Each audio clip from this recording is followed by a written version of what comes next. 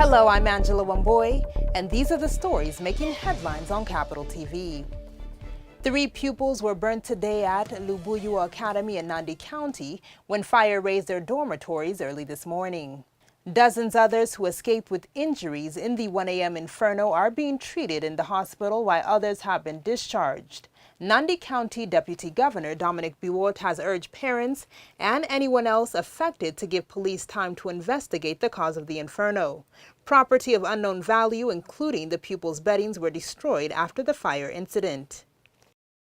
President Uhuru Kenyatta is in Kigali, Rwanda to attend the 9th Northern Corridor Integration Project Summit.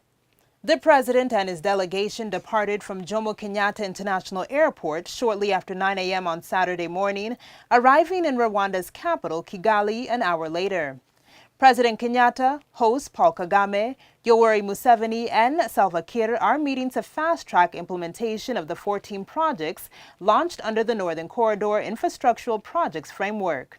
The Northern Corridor integration projects involve 4 countries, namely Kenya, Uganda, Rwanda, and South Sudan, with Tanzania and Burundi coming in as observers. Rwanda, Uganda, and Kenya joined forces in June 2013, not only as members of the East African Community, but also as countries of the Northern Corridor that links East Africa and Central Africa to the port of Mombasa in Kenya.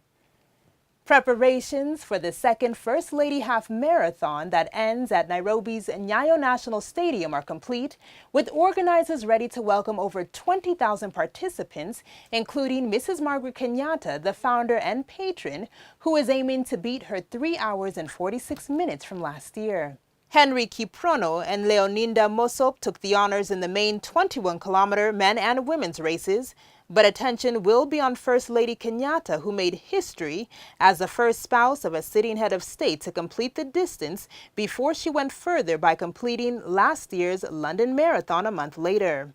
Training under former world marathon champion Douglas Wakihuri, Mrs. Kenyatta has clocked the miles to get ready for the event in Nairobi and the high-altitude self-styled University of Champions, Eton.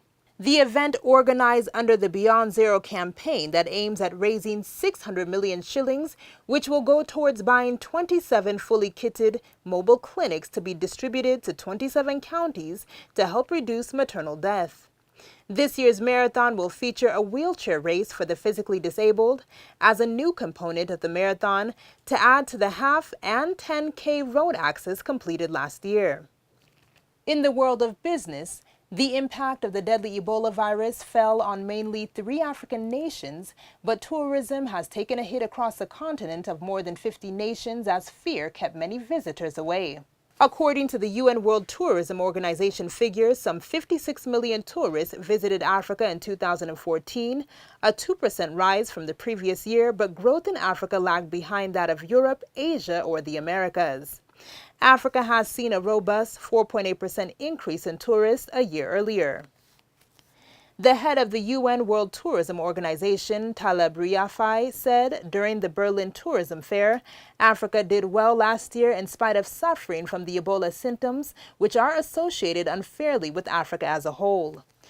According to the World Health Organization, almost 24,000 people have been infected with the Ebola virus since December 2013, almost all in Liberia, Guinea, and Sierra Leone, and 9,807 of them have died. In the world of sports, veteran star and former national sevens team skipper Humphrey Khayange is racing against time for fitness as he eyes the 6th and 7th World 7 Series legs in Hong Kong and Japan as he makes his comeback to the squad. Khayange, who has been out of action for 7 months after undergoing an ankle surgery for an injury picked from Glasgow Commonwealth Games last July, told Capital Sport he is still under rehabilitation but will know his fate after a fitness test next week. However, the 33-year-old Mwamba RFC center, who was in the squad that missed this year's Rugby World Cup by a whisker after Zimbabwe shattered their dream, said the team cannot afford to miss Rio de Janeiro's Summer Games that welcomed the shorter version of the game for the first time since 1924. And that's a wrap-up of the day's top stories. I've been your host, Angela Wamboy.